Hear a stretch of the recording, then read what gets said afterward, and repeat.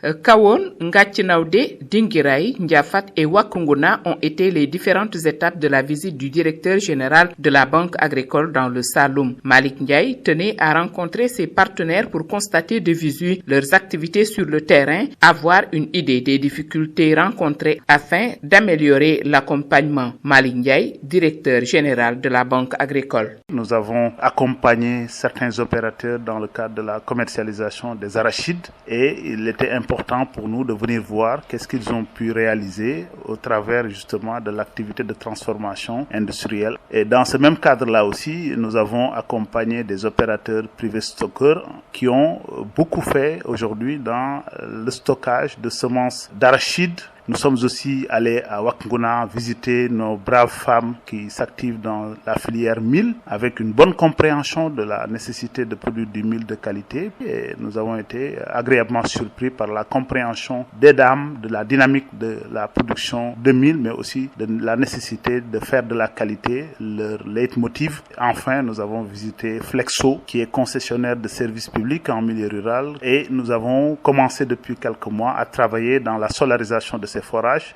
faire en sorte que l'énergie propre soit utilisée et faire en sorte aussi que l'impact de la maîtrise du coût de l'énergie puisse aussi être répercuté au prix de l'eau, et je crois que là aussi il y a des avancées importantes qui sont en train d'être réalisées. Le directeur général de la Banque agricole a ensuite rencontré le personnel des deux agences de Kaolack pour échanger avec lui sur les perspectives de la structure pour mieux faire face à la concurrence. Kaolack pour Sud FM, Awa Thiaw.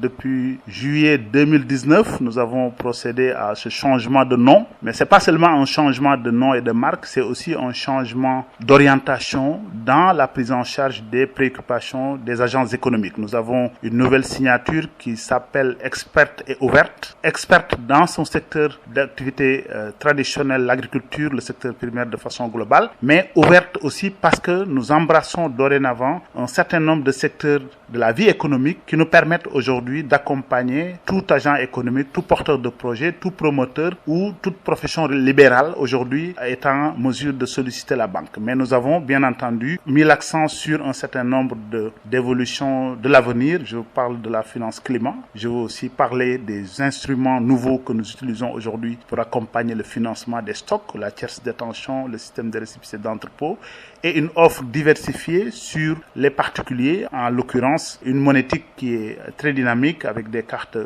prépayées, des cartes attachées au compte et bientôt une plateforme e-banking qui permettra aussi à chaque client de la banque d'avoir sa banque en ligne, et cela aussi participe à notre sens véritablement de la volonté de la banque d'aller de l'avant pour ainsi accompagner l'ensemble des acteurs économiques qui sont aujourd'hui dans les différentes contrées du territoire national. Derrière tout cela, il faut effectivement aligner l'offre pour pouvoir non seulement garder nos clients traditionnels, mais aussi aller conquérir de nouveaux prospects. Et vous le savez, la concurrence est très difficile. À Dakar, il y a beaucoup de banques sur la place de Dakar et du Sénégal, et nous n'entendons pas rester les bras croisés. Dans notre plan d'affaires, nous ambitionnons de bien repositionner la banque et de faire partie des banques leaders dans les prochaines années.